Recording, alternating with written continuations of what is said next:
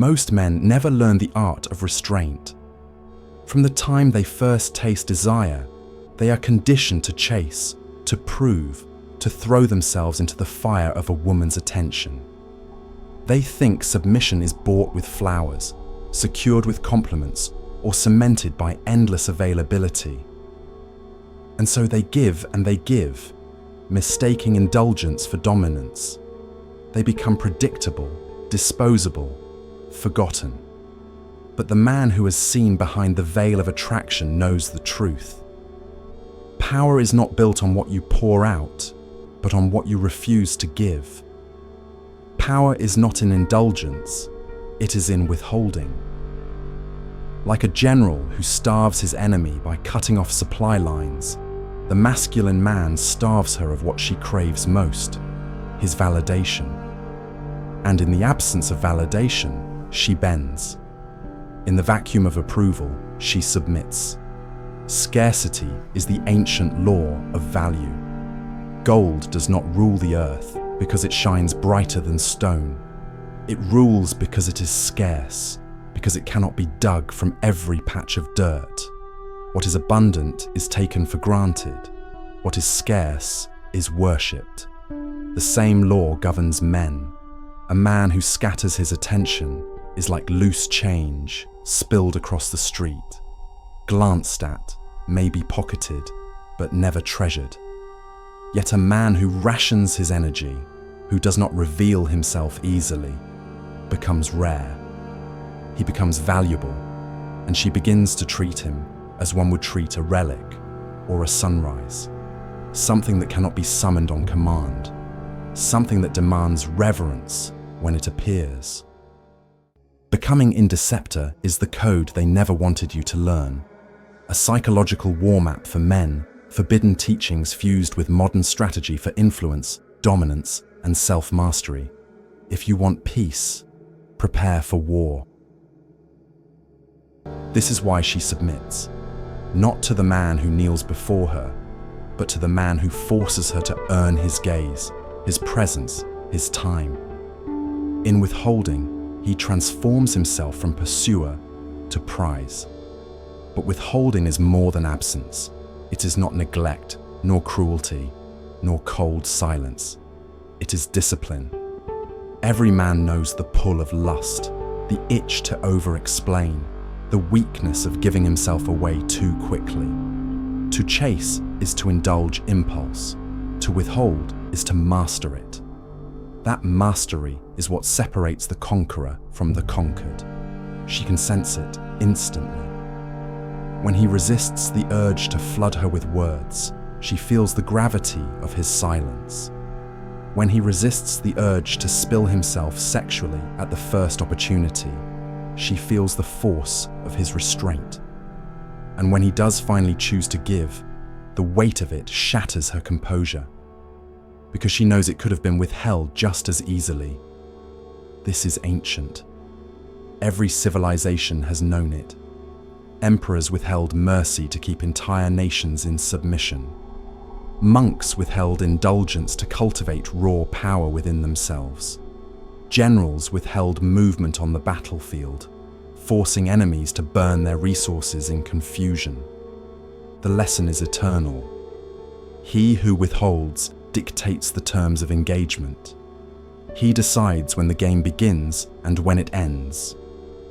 In love, in war, in business, the one who can say, "not yet," is the one who holds the crown. And a woman, whether she admits it or not, is wired to sense this crown on a man's head. She knows the difference between a man who is carried by impulse and a man who carries impulse like a sword on his hip. The former bends to her whims, the latter bends her to his. Mystery is a weapon. Uncertainty is leverage.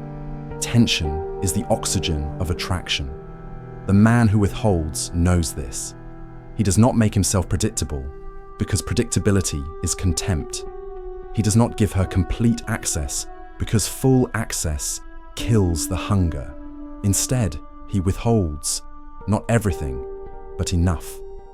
He withholds his constant presence, his constant affirmation, his complete story, He moves like fog, appearing where she least expects him, disappearing before she can grasp him. This keeps her mind alive with questions. Why does he not need me? Why does he not flood me like other men? What is he thinking? Who is he when I cannot see him? That tension becomes a storm inside her, pulling her further into his orbit. And this is where his power sharpens. The man who withholds learns that every gesture becomes heavier. When he does look at her, she remembers it for days. When he does speak, she replays every syllable in her head. When he does touch, it sears her body like fire, because she has been starved. Contrast this with the man who floods her with attention. Every look, every word, every touch dissolves into background noise. Like cheap perfume sprayed too often, it loses all impact. The man who withholds is not a flood, he is a drought, and a drought starves relentlessly until she kneels for water. Understand this, submission is not born from abundance, it is born from hunger. A woman does not bow to the man who gives her everything. She bows to the man who controls what she cannot access. She does not crave the man who feeds her endlessly. She craves the man who starves her just enough to awaken obsession. In that hunger, she becomes willing to chase, to prove, to bend. Death of desire, the Stoic's path to cold clarity. This is not a guide. This is not self-help. This is war. Kill the need, master the mind. She does not submit because he shouts louder. She does not submit because he demands. She submits because her very psychology bends under the weight of his restraint. The man who withholds becomes the axis around which her emotions spin. He is not the one chasing her shadow. He is the immovable center, and she orbits him because he refuses to orbit her. This is the essence of masculine dominance. Power is not requested, it is recognized. And she recognizes it in the man who cannot be bought by her beauty, who cannot be swayed by her tears, who cannot be seduced by his own lust. He becomes untouchable, and what cannot be touched must be surrendered to. The highest currency in a woman's world is not money, not gifts, not attention. These things are plentiful. Men hand them out like vendors on a street corner, desperate to be noticed. But his validation, his genuine recognition, his approval, that is a treasure she cannot counterfeit. When he withholds it, he transforms it into lightning, rare, blinding, unforgettable. A single nod of approval from a man like this outweighs 1,000 compliments from the masses. That rare strike sears into her memory, carving loyalty deeper than any material gift could buy. His words become gospel, his approval a drug, and his silence the withdrawal that keeps her hooked.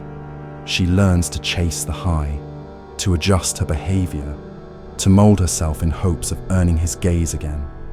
Submission, then, is not commanded, it is conditioned.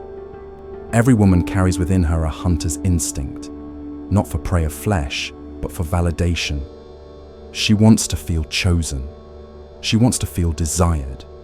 She wants proof that she is enough. The average man bends to this hunger instantly, showering her with affirmation, drowning her in pursuit. She takes it, smiles, and moves on. But the man who withholds flips the game. He makes himself the hunted.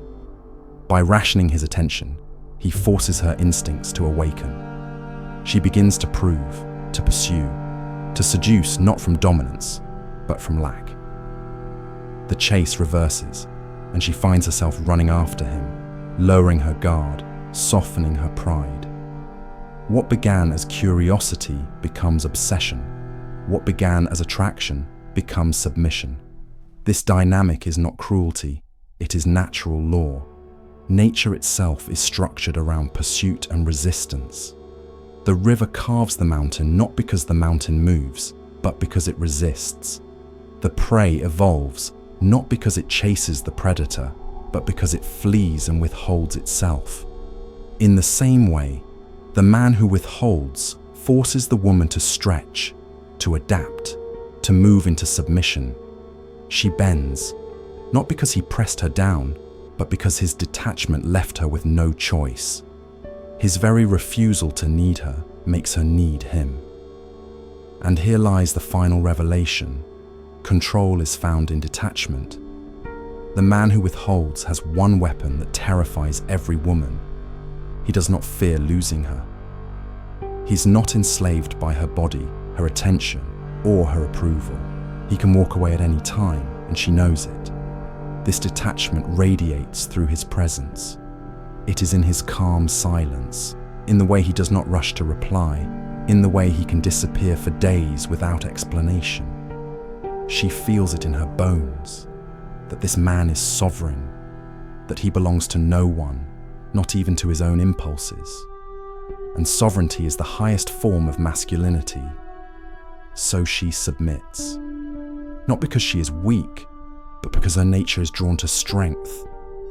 Not because she has no options, but because her spirit recognizes the difference between a man enslaved by desire and a man who commands it.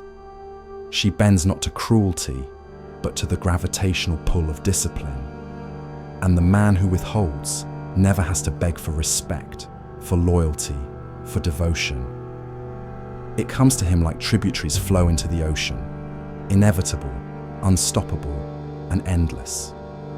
Men must relearn this art. In an age where everything is exposed, overshared, and consumed instantly, withholding is rebellion. It is the ancient weapon modern men have forgotten. Not silence, not neglect, but strategic restraint. The restraint that builds value, sparks hunger, creates obsession. For it is not the flood that secures devotion. It is the drought. And in that drought, she will kneel. Not in defeat, but in submission to the man who withholds. Thus remember, we are Indecepta. The Crusaders Bundle. 4 ruthless lessons. 1 unbreakable code. For a limited time, claim all 4 Indecepta audiobooks for the price of 3. Step inside the private archive of discipline, power, and psychological warfare, where lust is conquered, the mind is weaponized, and legacy is forged. Don't just listen. Arm yourself. Indeceptions.com